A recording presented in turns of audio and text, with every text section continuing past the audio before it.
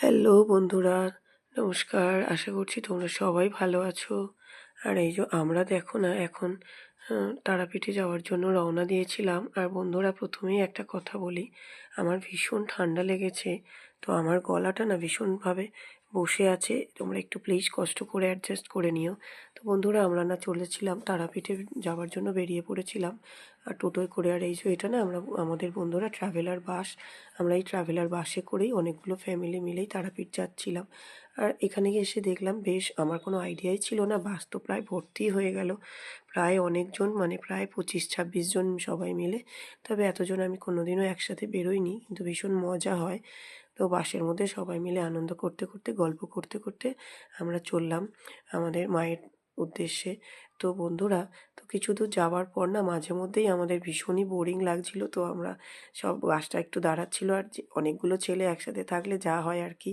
তারপর তো সবাই মিলে মাঝে মধ্যে একটু ব্রেকফাস্ট, মানে সরি ব্রেকফাস্ট না, টিফিন করে নিয়ে আবার বাসের মধ্যে উঠলো। আর এইভাবে সবার একটাই কথা, এইভাবে চুপচাপ যেতে না আর ভাল লাগছে না। তো সবাই মিলে বাসের মধ্যে গান চালিয়ে তো আর নাচতে শুরু করলো। তো দেখতে ভীষণই মজা লাগছিল আর ভীষণই আনন্দ হচ্ছিল। তো বন্ধুরা, আমি সবাই মিলে নাচছে আর আমি একটু ভিডিও করছিলাম।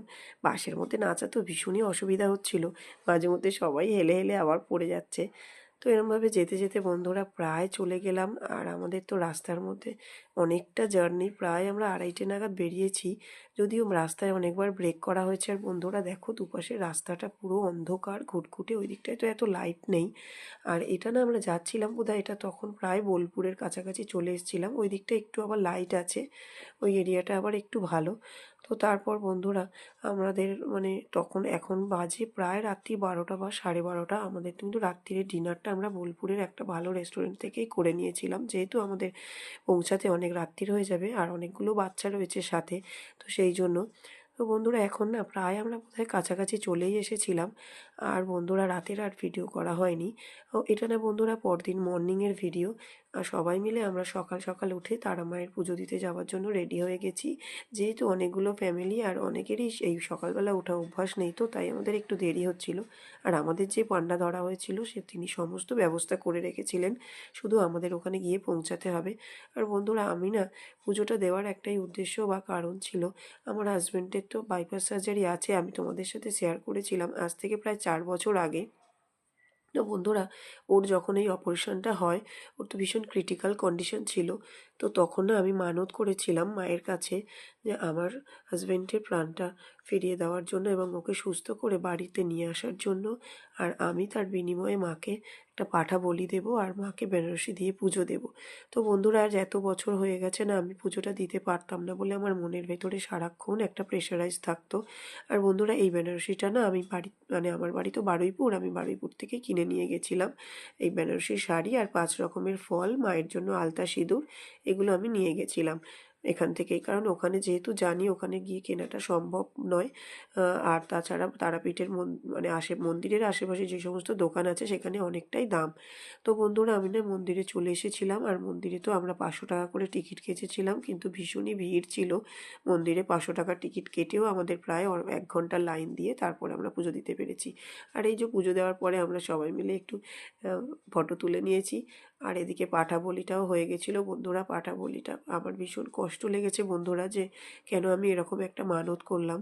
তো কিন্তু বন্ধুরা, তারপর ভেবে দেখলাম আমরা তো নিজেরাই তো ডেলি, অনেকে আছে যাদের সপ্তাহে 1 দিন 2 দিন পাঁঠার মাংস খেয়েই থাকে, তো সেখানে তো আমাদের বিবেকটা নাড়া দেয় না। তো মায়ের উদ্দেশ্যে একটা মানত করে ফেলেছি, সেটা আমি পূরণ করে দিই, যতই আমার মনে কষ্ট লাগুক। তো বন্ধুরা, আমরা ওই যে মন্দিরে পুজো দেওয়ার পর একটু খাওয়া দাওয়া করে তারপর এখান থেকে বেরিয়ে গেছিলাম। তো আমাদের না এরপরের গন্তব্য ছিল শান্তিনিকেতন। তো আমরা তারাপীঠে আর থাকলাম না, আমরা একেবারে শান্তিনিকেতনের উদ্দেশ্যেই একেবারে খেয়ে দিয়ে আমাদের ট্রাভেলার বাস রেডি ছিল। এমনকি বন্ধুরা, আমি যেহেতু তারাপীঠে একটু শ্মশানে পুজো দিতে গেছিলাম, আর কেউ যায়নি, তো ওরা সবাই আমাদের জন্যই ওয়েট করছিল। তারপরে যে আমরা বেরিয়ে পড়লাম শান্তিনিকেতনের উদ্দেশ্যে। আর আমার এমনকি বন্ধুরা, আমার জন্য দেরি হয়ে গেছে বলে আমার হাজব্যান্ড তো আমাকে চেঞ্জও করতে দিল না। খুব তাড়াহুড়ো করে হোটেলে গিয়ে লাগেজগুলো একটু অগোছালো ছিল, গুছিয়ে নিয়েই আমি জাস্ট আমার মুখের সিঁদুরটা একটু ফেস ওয়াশ দিয়ে তুলেছি বন্ধুরা, আর কোনো ড্রেস চেঞ্জ করার সুযোগ পাইনি। তো তারপর, তো বন্ধুরা, এটা না শান্তিনিকেতনের ভিডিও। আমাদের ওখানে রক্তকরবী যে কোটেজ এরিয়াটা ছিল ওখানে আমরা ছিলাম। ভীষণ সুন্দর একটা জায়গা বন্ধুরা, আমি তোমাদের বলে বোঝাতে পারবো না, ক্যামেরায় কতটা কি দেখাতে পারছি আমি জানি না, কিন্তু এত সুন্দর। এখনো পর্যন্ত আমাদের হোটেল যেহেতু দেয়নি, আমরা যেহেতু একসাথে অনেকগুলো ফ্যামিলি, তো সেই সুযোগে না এর ভেতরে একটা সুন্দর পার্ক এরিয়া রয়েছে। তো এই জায়গাটার মধ্যে আমাদের বাচ্চাগুলো রাইডস চড়ছে আর আমি না ভিডিও করছিলাম বন্ধুরা। এখানে যারাই রয়েছে সবাই আমরা একসাথেই গেছি, আমাদেরই সব family member, friends and family members. তো বন্ধুরা দেখো, আমার ছোট মেয়ে তো এটা দেখতে পেয়ে তো এর মধ্যে ও এক্সারসাইজ করতে উঠে গেছে, আর আমি একটুখানি ভিডিও করছিলাম। আমার তো জায়গাটা ভীষণ ভালো লেগেছে বন্ধুরা। জানি না আর কোনো দিন নেক্সট টাইম যাওয়া হবে কি না, কিন্তু এতটা মানে আনন্দ পেয়েছি আমি, মানে এরকম একটা জায়গায় যে আমি মানে গিয়ে কোনো দিন থাকতে পারবো, আমি সত্যি বন্ধুরা এটা আমার আশার বাইরে বা ধারণার বাইরে।